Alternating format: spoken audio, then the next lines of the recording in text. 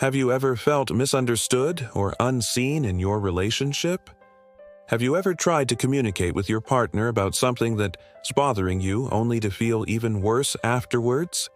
If so, then it's time to master the art of positive communication in love. I am a mental health educator, and I'm here to help you learn how to have your needs met and strengthen your bond with your partner by mastering the art of positive communication in love. So, let's dive in. The first step to effective communication is to establish a connection before starting a conversation. This means finding a quiet and private place where you can both focus on each other without distractions. It's important to choose a time when you're both relaxed and receptive to having a conversation. Avoid bringing up sensitive topics when either of you is stressed or exhausted.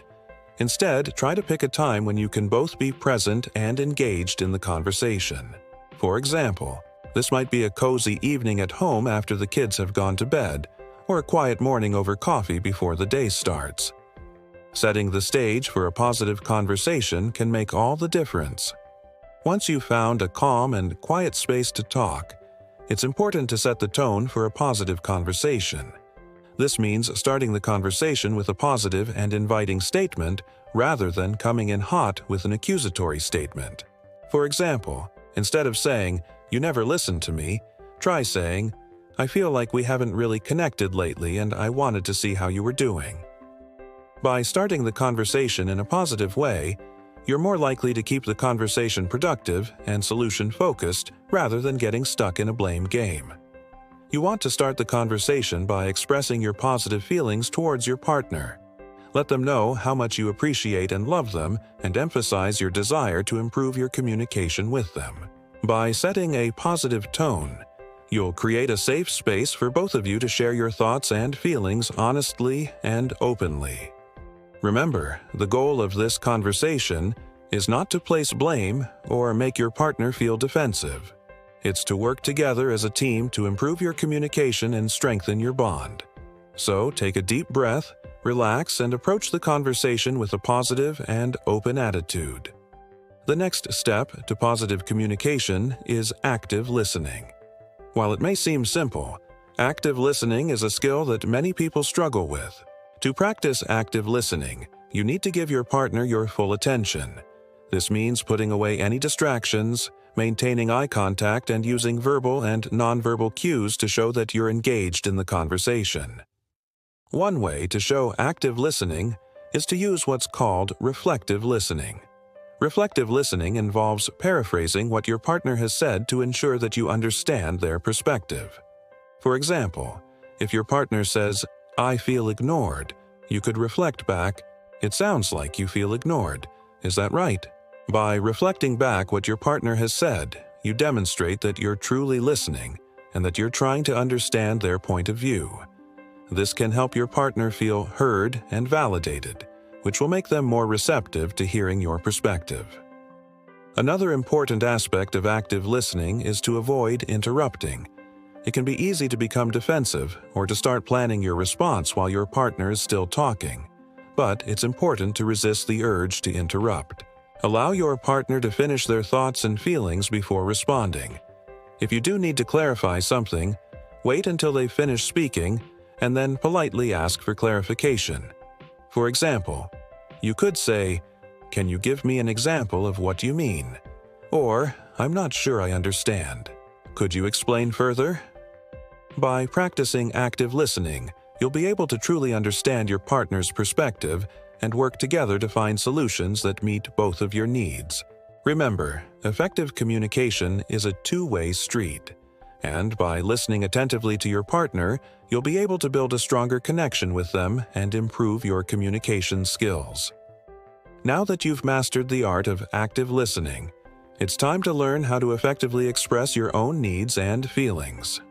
The key is to use I statements rather than blaming or accusing your partner.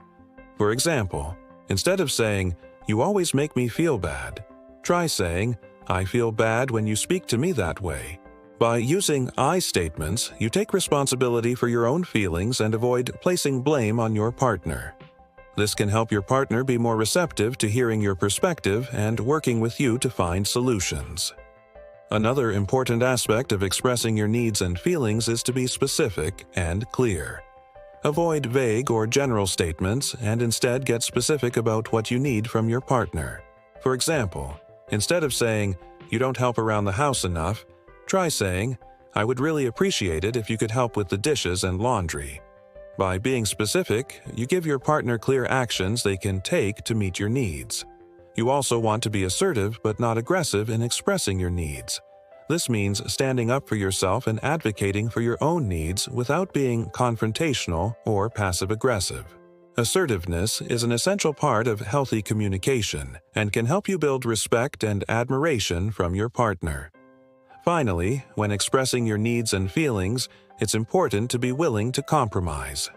Remember, relationships are about give and take, and no one person can meet all of the needs of a relationship. Be willing to listen to your partner's needs and be flexible in finding solutions that work for both of you. Effective communication is key to building a strong and lasting relationship. By practicing the skills of connection, active listening, expression of needs and feelings, and empathy, you can improve your ability to communicate positively with your partner. Remember, it takes two to tango, and good communication requires effort from both sides. So practice these skills with your partner and watch your relationship thrive. Positive communication is not just about avoiding negative conversations, but rather about creating a culture of positivity and openness in your relationship. This means celebrating the good times and being willing to have difficult conversations when necessary. Here are some ways to cultivate positivity in your relationship. First, make an effort to notice and appreciate the positive things in your relationship. This could involve expressing gratitude to your partner for the things they do, making an effort to plan date nights, or simply taking time to appreciate the little things that make your partner happy. When you focus on the positive aspects of your relationship, you create a foundation of positivity that makes it easier to have difficult conversations when needed. Another way to cultivate positivity is to practice forgiveness. Holding on to grudges and resentment can poison a relationship. By practicing forgiveness, you free yourself from the negative emotions that can harm you and your relationship. This doesn't mean condoning or excusing harmful behavior, but rather choosing to move forward with love and understanding rather than anger and resentment. Finally, remember that positive communication is a skill that can be learned and practiced. Don't get discouraged if you slip into old habits of negative communication. Simply acknowledge it and recommit to creating a more positive and loving environment in your relationship. With time and effort, you and your partner can learn to communicate in a way that strengthens your bond and brings you closer together. And there you have it, the art of positive communication in love. Remember, clear and respectful communication is essential for healthy and happy relationships. So practice these techniques with your partner and watch your bond grow stronger. If you enjoyed this video, please don't forget to like and subscribe to our channel for more informative and helpful content. You can also leave a comment below with any questions or feedback you have. We value your input and are here to support you on your journey towards better communication and stronger relationships. Thanks for watching.